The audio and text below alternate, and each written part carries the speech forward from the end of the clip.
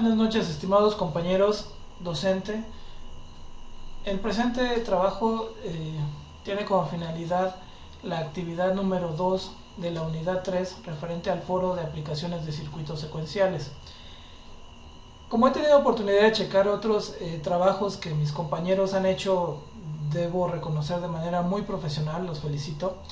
Pero en este tipo de trabajos, que es demasiada teoría, creo que hacer de alguna forma los videotutoriales un poco más o menos es, es, eh, es más importante desde el punto de vista de la gente que no domina el tema.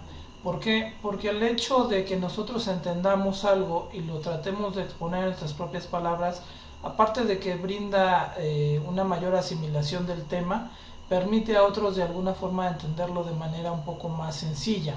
Siendo así es que procedo a realizar mi trabajo. Espero que sea entretenido. No los trataré de abrumar con tanta teoría para que sea esto de lo más rápido y aparte de todo ameno. Bueno, en la introducción, como ya pudimos ver en la unidad pasada y en esta, estamos estudiando lo que son los circuitos lógicos.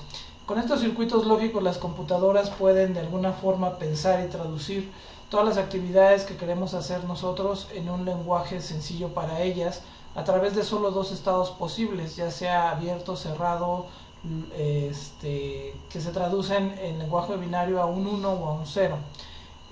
Dentro de este tema ahora toca estudiar lo que son los circuitos secuenciales.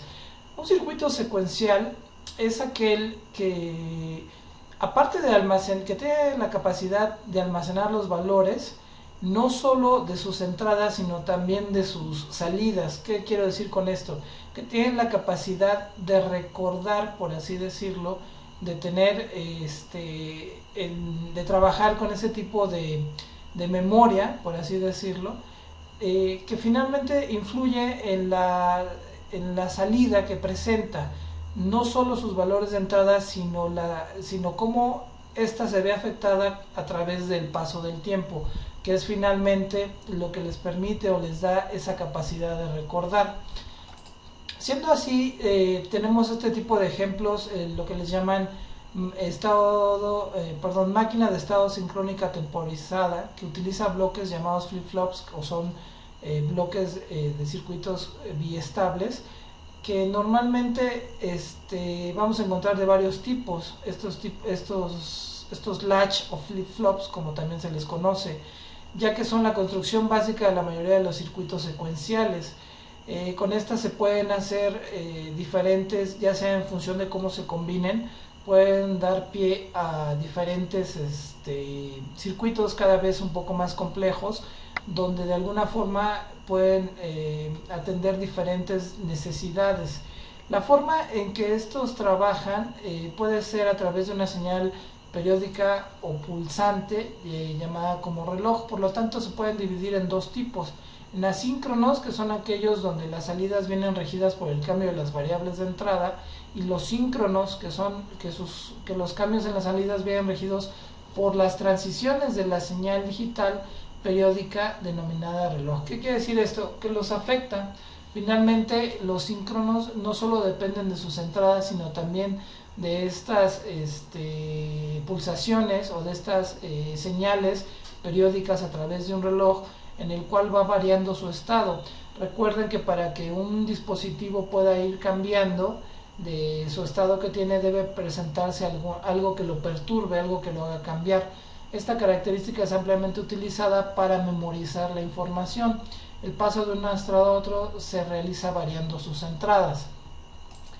En síntesis, una vez identificadas las características de los circuitos secuenciales, podemos identificar algunos de ellos y sus respectivos comportamientos. Como les había comentado, existen diferentes tipos, se conocen 4 como los más principales: el flip-flop RS, que es un dispositivo de almacenamiento temporal de dos estados, tanto alto como bajo. Sus entradas principales son set y reset.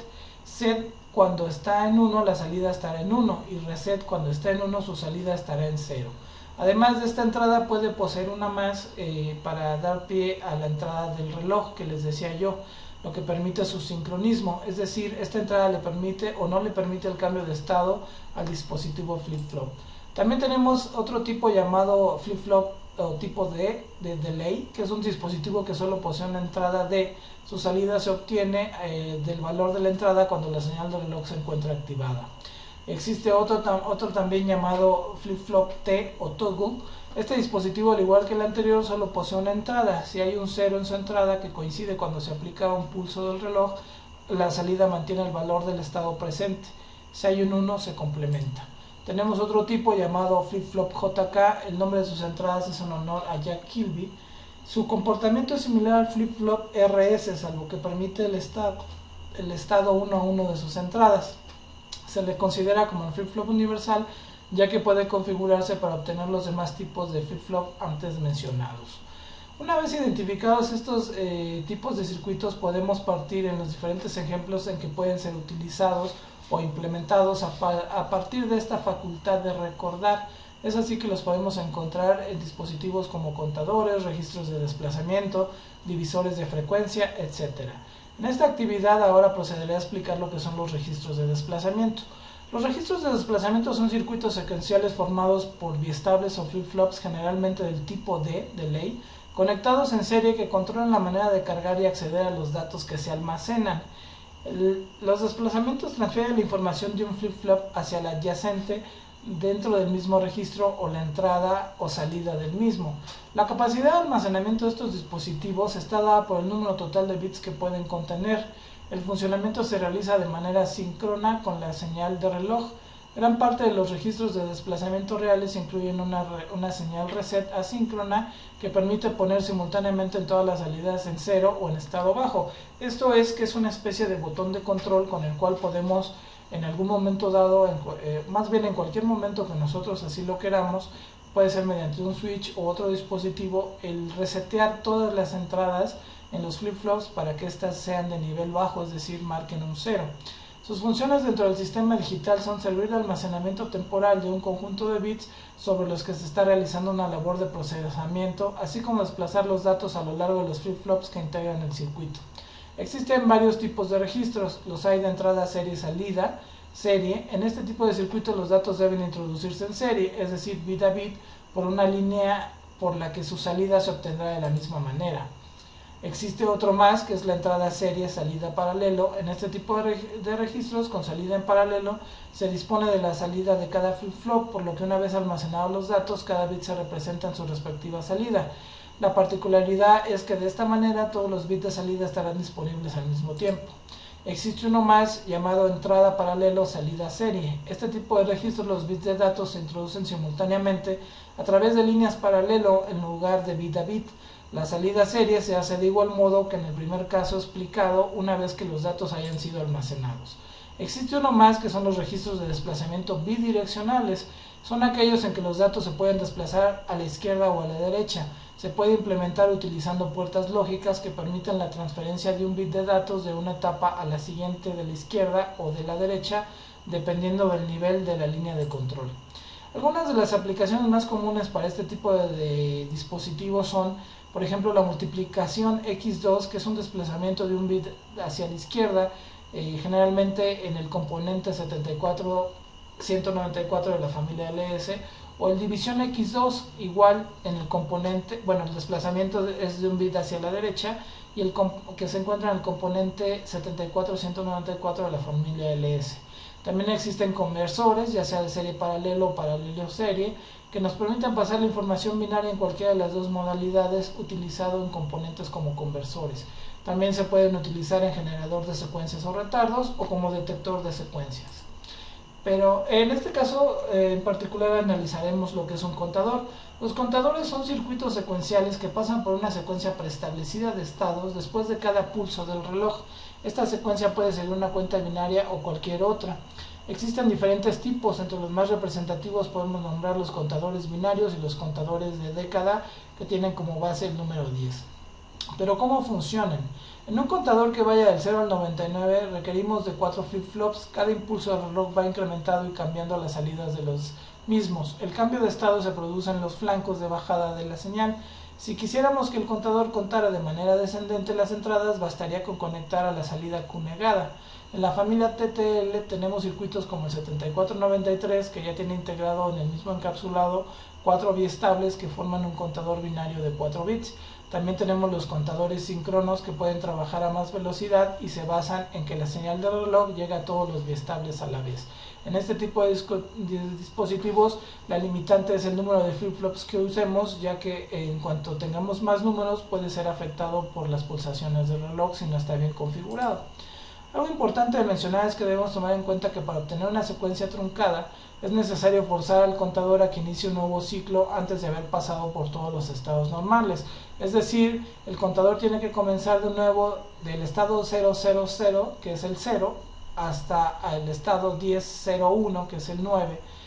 ¿Para qué? Para que pueda reiniciarse nuevamente y añadir ese bit de memoria al siguiente flip-flop para que pueda realizar una suma. En el caso no una suma, pueda realizar el conteo. En el caso de un contador de 0 a 99, está indicado, digamos, que cada vez que se vaya en el primer flip-flop de 0 al 9, se incrementa en el segundo un 1 que correspondería a la decena que va cambiando.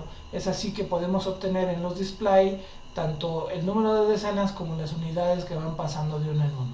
Esto básicamente es la función de los contadores. Los podemos encontrar, por ejemplo, en cronómetros, donde se valen de la pulsación que proporciona un reloj a intervalos regulares de tiempo para poder ahora sí que medir el tiempo, valga la redundancia.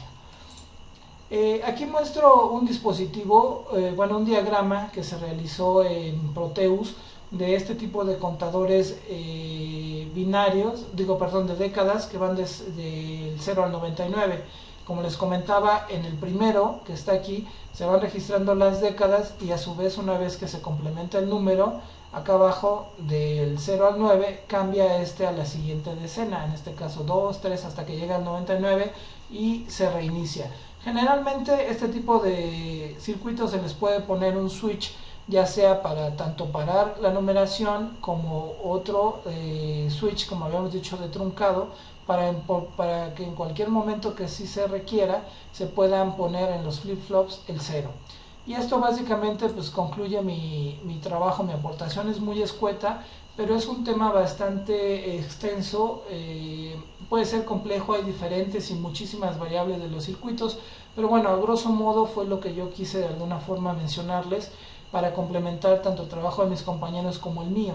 Finalmente lo dejo a su consideración para que me puedan retroalimentar con aquellas consideraciones que ustedes crean que puede enriquecer en algún momento dado el video tutorial.